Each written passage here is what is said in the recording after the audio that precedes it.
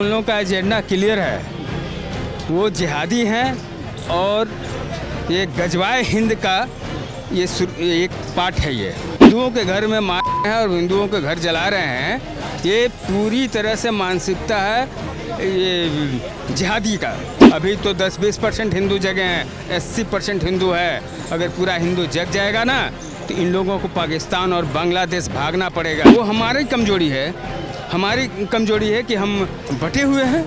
वो 30-35% इकट्ठा होकर के उनको वोट देती है। ये सारे मुसलमानों को मानसिकता एक ही होता है, पूरे विश्व में एक ही होता है, एक ही मानसिकता है, एक ही एजेंडा है कि इन लोग को किसी तरह से जिहाद करना है और जिहाद करके मुस्लिम शासन लाना है। नमस्कार, मैं सचिन कुमार और आप देख रहे हैं सौगन टीवी।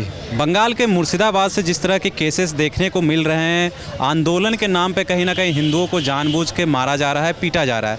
हम जनता से राय लेते, क्या लगता है सर, जिस तरह से आंदोलन के नाम पे हिंदुओं को जानबूझ के टारगेट किया जा रहा है, ऐसा लोग कहते हैं, क्या आपको क्या लगता है? नहीं, हमको ये क्लियर है। देखिए, उन लोगों का एजेंडा क्लियर है, वो जिहादी हैं और ये गजवाए हिंद का ये एक पार्ट है। ये समझ गए ना।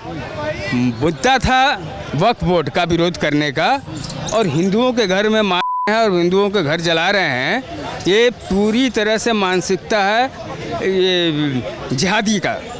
ये पूरे देश में जिहाद फैला करके गजवाए हिंद को सफल करना चाहते हैं। ऐसा कभी नहीं हो सकता है, सपने में भी नहीं हो सकता है। अभी तो 10-20% हिंदू जगह हैं, 80% हिंदू है। अगर पूरा हिंदू जग जाएगा ना तो इन लोगों को पाकिस्तान और बांग्लादेश भागना पड़ेगा। 70 साल हो गया, एक भी मुसलमान बांग्लादेश और पाकिस्तान अपनी यहाँ के हम लोगों के गलत व्यवहार से नहीं भागा होगा। लेकिन ये लोग जहाँ 30% की जनसंख्या होती है, जिस मोहल्ले में, जिस गांव में, वो हिंदुओं के खिलाफ अपना औकात दिखाने लगते हैं। ममता बनर्जी भी देखा जा रहा है इस मामले में कुछ नहीं बोली, चुप्पी साधे हुई है। चुप्पी साधी हुई है, वो हमारी कमजोरी है। हमारी कमजोरी है कि हम बटे हुए हैं। वो 30-35% इकट्ठा होकर के उनको वोट देती है और हम 70% होकर के भी बटे हुए हैं।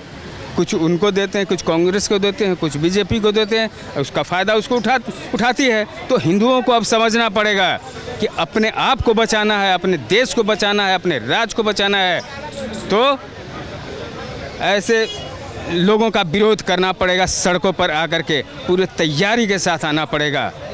ये लोग गद्दार जो योगी आदित्यनाथ कहते थे कि हिंदुओं अगर बटोगे तो कटोगे, कहीं ना कहीं यही देखने को मिल रहा है। एकदम सही बात है, सही बात है। आज बंगाल में हम लोग बटे हुए हैं। आज हम लोग बटे हुए हैं, इसलिए हम लोग मुर्शिदाबाद में।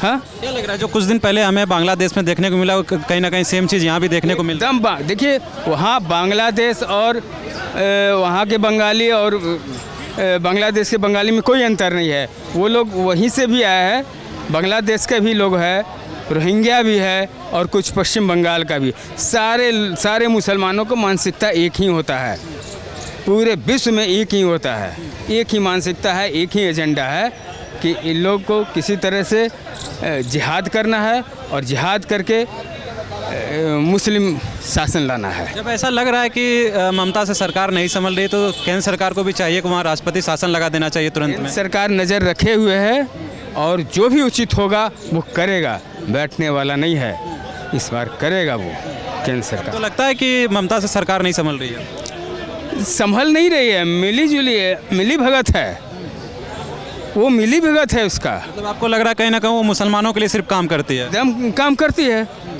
100% करती है। उसकी बयान देखिए, हमेशा उनके बयान आते रहता है। कहीं ना कहीं जो आरोप लगाती है कि मोदी सरकार मुसलमान विरोधी है, कहीं ना कहीं वो अब देखने को मिल रहा है बंगाल में कि वो हिंदू विरोधी सरकार है ममता की। एकदम 100% हिंदू विरोधी है। और चूँकि वहाँ पर जिहादी वो लोग इकट्ठा होकर के जो वोटिंग करता है ना, उसी का फ़ायदा उठाती है और हिंदू हम लोग बटे हुए हैं, इसका फ़ायदा उठाती है। दिक्कत ये हो रही है कि हिंदुओं की जो संख्या कम है, इस वजह से उन पर हावी पड़ रहे हैं लोग। संख्या कम नहीं है, वो लोग बांग्लादेश से घुसपैठ हो रहा है, रोहिंग्या से घुसपैठ हो रहा है और किसी गांव में डेमोग्राफी चेंज कर दे रहा है लोग। तो जहाँ डेमोग्राफी चेंज है वहाँ हिंदुओं को रहना मुश्किल कर देता है लोग।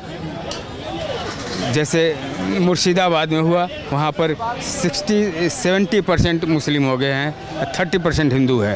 तो जहाँ पर आप अल्पसंख्यक हुए वहाँ इन लोगों का अपना औकात सामने आ जाता है। आप देख रहे हैं सौगंध टीवी, सौगंध वतन की।